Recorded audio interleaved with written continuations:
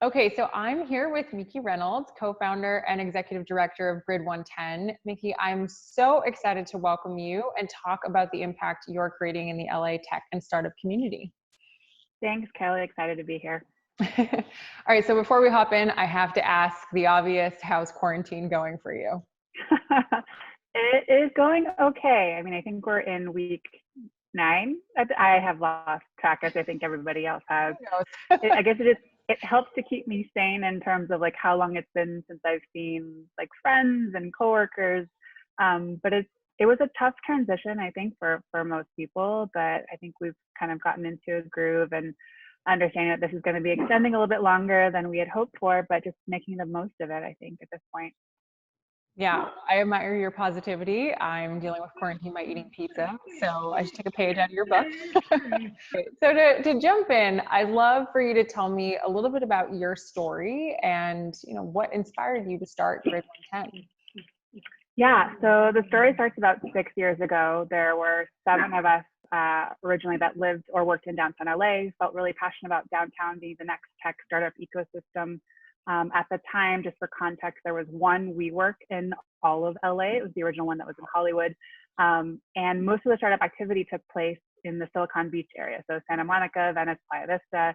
And so if you wanted to, meet with investors, engage with community, go to events, co-working spaces, things like that, you were mostly trekking to Santa Monica.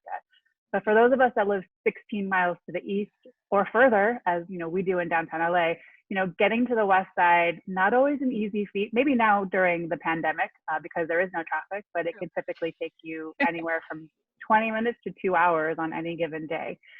And we just thought that there was so much potential in downtown. There was a renaissance happening here. It was becoming a destination place with a lot of restaurants and bars and hotels, but a lot of creative entrepreneurs as well. And we just wanted to see, why weren't there more startups in downtown, or were there startups in downtown? We just didn't know about them because everything was so fragmented. There was no kind of community fabric for them to come together and meet and connect. And so we, the group of us, just started, talking monthly as an unofficial tech task force to see if we could do something about, bridging that gap, connecting entrepreneurs with resources, fostering some sense of community here in the downtown area. And Grid 110 was essentially born out of that. We never intended to start a startup accelerator. It's just what came out of our problem seeking and solution hunting to see what we could do to provide value to entrepreneurs. Yeah, well, I mean, I'm a huge admirer of your mission. I think that it's really inspiring what you're doing for the community. So let's dig in a little bit. What is Grid 110? If I'm an entrepreneur, what can I get involved in there? Yeah, so we're essentially an early stage startup accelerator program. So we work with founders that are anywhere from the ideation stage. So you have an idea for a business, but you're really not sure what are the first initial steps that you should take to really validate that you have a viable business opportunity. Maybe you're working a full-time job and you've always had this thing in the back of your mind that you just can't let go of. You're like, I wish I could move forward with it, but I don't know anybody. I didn't, go to business school. I have no background in this. I don't have friends who've done it. Or maybe you've actually gotten halfway into launching something, but you're feeling a little stuck and you're just wanting to connect with other people, mentors, other entrepreneurs, just kind of try and figure it out. Or you've actually launched your business. You're an established company. You've got customers, revenue, maybe even a little bit of funding, but you're looking to get to whatever that next level is for you. So our kind of the entrepreneurs that we service in the programs that we run fall anywhere from that ideation stage to the pre-seed seed stage. And so we run free, no cost, no equity programs for entrepreneurs here in Los Angeles. We have 2 different programs that are geared towards kind of the pre-launch stage. So anywhere from ideation to pre-launch is idea to product. And then anything that's post-launched with some traction is our residency program. And so we work with about 40 companies per year. And we are in our 6th year of programming right now. Wow, that is, I think that's really awesome. I think so many of us at some point or other have had an idea, a passion, and really just don't know how to get started, don't have the resources, are scared and just not sure what to do. So I think that's really impressive, especially with LA becoming such a hub for this, and so many people moving here to want to do that. Okay, so one of the things that I think is really unique is that Grid 110 doesn't take equity, but hear that. That's really surprising. So is this really true? Yeah, it is absolutely true. And it's funny because it's one of the most commonly asked questions that we get from entrepreneurs that are interested in our programs that come to our info sessions. It's like, okay, this is great, but how much does it cost? And we're like, we must not be making that very clear on our website because, so we're a nonprofit. We started this really with the mission to be able to create access for entrepreneurs and to connect them with the resources that they were seeking. And along the way, particularly so for founders that typically are underserved, so women and people of color. And in starting this organization, we didn't really think about monetizing it. It was more of like, how quickly can we get this stuff off the ground, and going the nonprofit route seems to make the most sense. We are grant funded through the city of Los Angeles to provide the types of programs that we do. So our kind of funding model comes from other interested stakeholders who want to see LA succeed, who want to see startups succeed, who want to see jobs created here in the city, businesses growing and thriving, especially at this time right now. And so we're really fortunate to have the support of Mayor Garcetti's office and a couple of other foundations who really believe in the work that we're doing and enable us to make these types of programs free. Yeah. Okay. So for everyone that's watching, let's reiterate that again. No equity. No equity in cost. And I'll say that there's another point on the equity side too. So because we're not investing any money, so we provide kind of all the services, community support that most accelerators might. It's more of a lighter touch program, so it's more part-time, so it's not full-time. It's not as intensive as say like a Techstars program. But because we're not providing funding, it opens us up to a broader range of companies that we could be working with. So we're not just solely focused on the high growth tech companies that are going to be VC backable. We look at sustainable growth companies. We look at small businesses. We look at nonprofits and social enterprises. It's really about the entrepreneur, and again, creating and fostering that community of entrepreneurs that are giving and passionate about the work that they're doing, that are solving unique problems and challenges. And it gives us the opportunity to support really a wide range of founders, businesses, business models, you name it. Well, it's really interesting that you have that flexibility and that freedom to be able to do that. Yeah, I appreciate that you at Grid 110 have all of these different types of programs, because there's no one size fits all for entrepreneurs, whether it's the industry or it's the time that they have to commit to something like this. But it is all about your mission of supporting innovators and startups and bringing these companies to fruition. Okay, so switching gears a little bit, you've obviously seen a lot of companies come through your accelerator. What trends are you seeing right now in the types of companies that are succeeding industry-wise, but also culture-wise? Yeah, I mean, I think before the pandemic, we were seeing companies being successful in a variety of different areas. A lot of them centered around e-commerce or CPG or some sort of consumer product. We originally started focusing on the fashion tech vertical. So for the first 2 years of our program, we were like vertical focused on fashion tech. So that was e-commerce, anything that you were kind of retail and commerce space, wearable technology, or maybe even software for production manufacturing purposes. It was all about, can we connect this, kind of older, more traditional fashion industry that is so strong in Los Angeles, and connect them with the tech and innovation that is, burgeoning here in the city. We've seen a growing trend in terms of applications and even companies that we've accepted that are in the health and wellness space.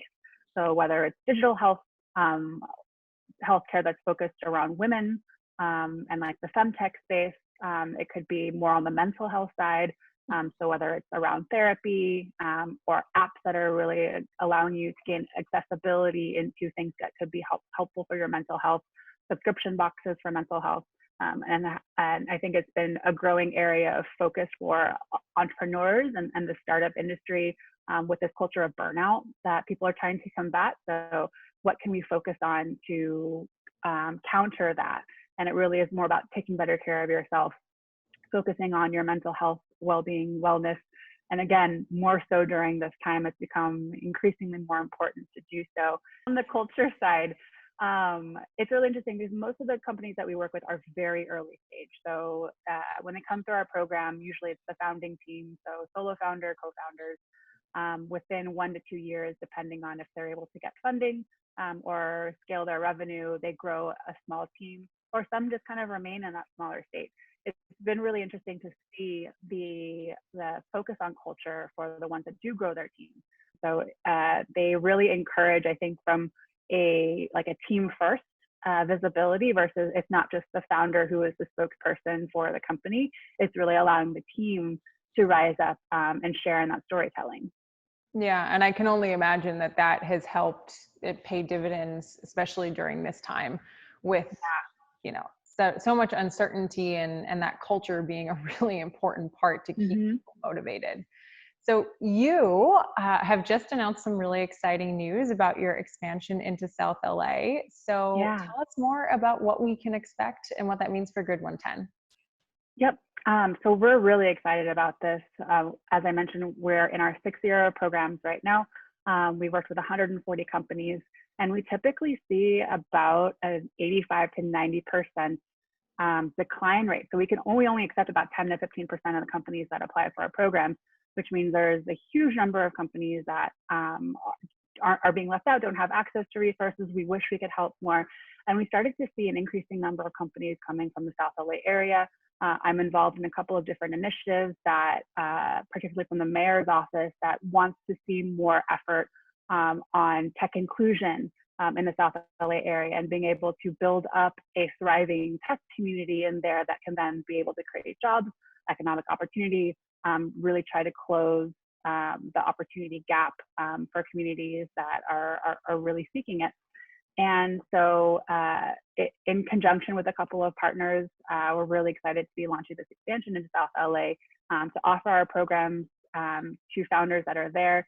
We've been a community partner on a handful of different initiatives that have taken place in South LA, from Plug-in South LA's Urban Tech Connect, and to a couple of other things that have happened there. And we've participated and really seen just like the creativity and the efforts from the founders that are there. And we just knew that there was more that we could do.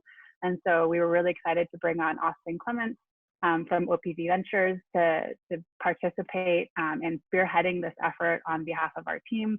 And so applications are open right now. They'll close on June 1st. And so we're excited to see, just the caliber of creativity and innovation that's coming out of the South LA area. Yeah, well, that's really exciting news. I was actually talking with someone who knows you. She said you're the Mother Teresa of startups, so that's a great epithet to have. And she was just speaking so highly about your program and this expansion into South LA. So it sounds like it's going to be really exciting for the community. So everyone that has an idea that's in that space, apply. This is really exciting right now, especially during this time that you're able to still be, offering opportunities to entrepreneurs. So one of the things that I admire most about Grid 110 is your focus on diversity and inclusion. So what specific steps are you taking to ensure your programs promote this? Yeah, it's something that's really interesting. So I think from like a diversity metrics lens, so of the 140 companies that we've supported, about 70% are led by a female founder, and about 63% are led by a founder of color. And so for us, I think it's surprising for a lot of people because the tech industry does not reflect that, but Right. the city of LA does. Like the 73% of Angelinos identify as a person of color. So for us, it's not really surprising that we are more in line with what our city actually looks like. I think it's about being intentional about your diversity and inclusion efforts, and it's one thing to say that you care about it, and quite another thing to do it and be really proactive about it. And for us, I think it just came really naturally. Our founding team was diverse, so 50% male, 50% female, ethnic mix as well. I think because when we started in fashion tech, we attracted just generally more female entrepreneurs that were working in that space. And so getting us up off the ground, we were just already working with more female founders. And then I think that community has attracted additional founders. When you can't be what you can't see. And so our website reflects, they're actually our founders that have participated in our program. And so when people come to our website, they're like, oh, this could be a program for me because it's, I see people that look like me, or I'm seeing products and companies that are very similar to the ones that I'm working on, and they're not just looking for X, Y, or Z. And so I think that inclusivity is really important in the materials that you put out and the language that you use, even in, who you bring into your program. And so we do make a really concerted effort that when we have panels, when we have guest speakers, that it's reflective of our community as well. And we know that, there are people of color in the VC world. We know that there are women that are really amazing, incredible founders who have raised money. And so why not bring those people into the space so that they can connect with the founders that aspire to be just like them? I think that that's a really great lesson to take from what you just said and what you guys are doing, because you're right. When you go on someone's website, those are some things that you're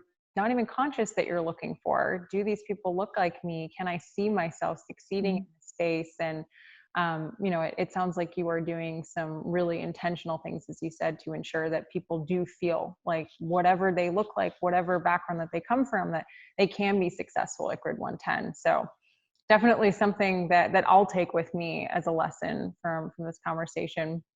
And I have to say, it's really impressive to hear the stats that you mentioned around female founders and founders who come from diverse backgrounds, because you're right.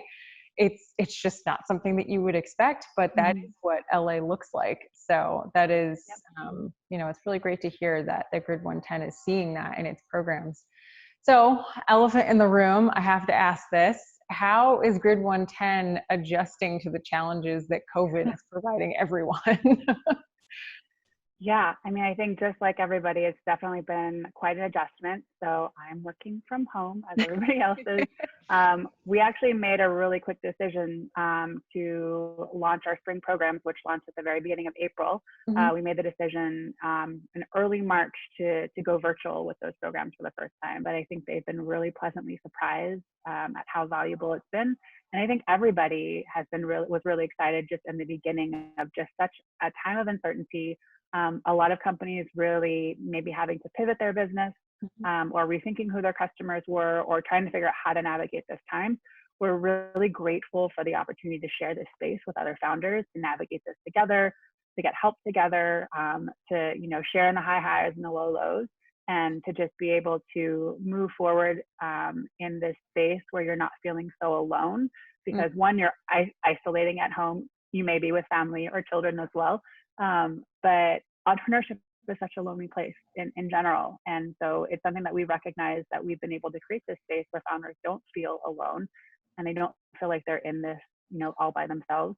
Even if they have a partner or a co-founder, it's often just nice to hear about what somebody else is going through. And if it's something that you can empathize with or commiserate, or just be able to support each other.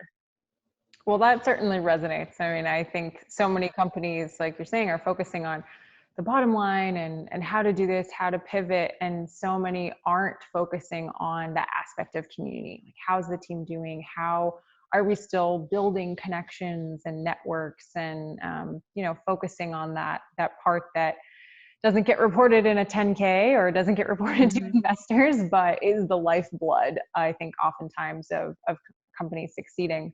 So one of the last questions I want to ask you, I want to go back to a point that you made about the diversity and inclusion and how intentional Grid 110 is. What can the LA tech and startup community be doing to ensure that this only continues to grow, especially during a time like the pandemic, that I think sometimes that falls to the wayside? Yeah. So we are involved in an initiative that I think is really important for Los Angeles and could be important for other tech areas and sectors of the country. It's called Pledge LA. You might be familiar with it. Yes. So it's a joint partnership. I think you might be one of the signatories as well. It's a joint partnership between Mayor Garcetti's office, the Annenberg Foundation, and the tech and venture community here around, a couple of things. So there is an actual pledge that you sign of kind of pledging that you will commit to being, diverse, equitable, and inclusive in practices, that you care about this. But it's more than just that. A part of signing this pledge is really agreeing to the measurement and the reporting and the data around what, the diversity, equity, inclusion initiatives that your company is currently participating in, how your employees are feeling, how your team members are feeling. But it's also like a comparison and really setting a benchmark for the city of Los Angeles. So how do we as a company measure up, within ourselves? How do our employees feel about, do they feel recognized? Do they feel seen? Do they feel like they have a voice here? Do they feel equal pay is an issue or not? And then how does that measure up to the benchmark of the city of Los Angeles? And then what are the actionable things that we can suggest for those companies to do about that if they feel like they need to improve upon numbers? But I think it's really important that we as Angelenos and as a tech community in Los Angeles really take a stand that we want to be the most diverse, equitable, inclusive community in the nation. And this is one step forward to being able to do that. Yeah, well, we do love our friends at Pledge LA and are certainly behind that. But I completely agree with you. It's that it's not just committing to it, but committing to reporting those stats and measuring so that you put your to use the colloquial phrase, your money where your mouth is. Okay, so last question for you. So many of our viewers and readers are potential entrepreneurs or founders that are going through the crisis. What's your advice for people that are thinking about starting a company or are in the process of this right now and dealing with the challenges of the pandemic? Yep. I think one of the subjects that comes up with our founders really is like focus and prioritization. I think coming into the pandemic, you may have had a roadmap, all these priorities, you're trying to go a million miles an hour. And I think we've all learned that regardless of how this is happening, to us right now, it's forcing everybody to slow down. And I think be really mindful about the time and energy and effort that we're concerting, and take a look at your priorities. Take a look at the things that you're focusing on. You'll probably quickly realize what is and isn't important. And for a lot of founders, we came into the pandemic having to support a lot of our existing founders that were had lost revenue, had to let go of team members. Like a lot of things are happening, but a lot of them have found ways to navigate through it by focus and prioritization. So how can we generate dollars? What are the things that we thought that mattered that no longer matter right now? And what's going to help us in the near term, like 60, 30, 60, 90 days versus like this 2020 year plan? I think it's like, what can we focus on in bite-sized chunks? And what's the first step that we can take towards that? And I think for anybody, regardless of if you're building a company or if you're just navigating some sort of career or life change during this time, I think it really is just about simplification, prioritization, and focus. And I think those things will really allow you to put your time and energy into the things that really truly matter, the things that will either make you happy, the things that will make you money, or the things that will help you get through this time. Yeah, I really like that. And I think you're right. It's not just for entrepreneurs and founders, but anyone going through this, because it can feel really overwhelming and chaotic, but prioritizing and focusing on the things that are truly matter and going to move the needle, I think is important. Well, that was a really nice, lovely way to end this interview. Thank you. Really positive note. So thank you for taking us there. And thank you so much for your time today. So everyone that's watching this, go check out Grid 110. If you are a founder in the South LA area, as Miki mentioned, make sure that you apply because it sounds like it is a great program and you get to work with the Mother Teresa of startups, as my friends say. Thanks so much for your time. Too kind. Thank you, Kelly. I appreciate it.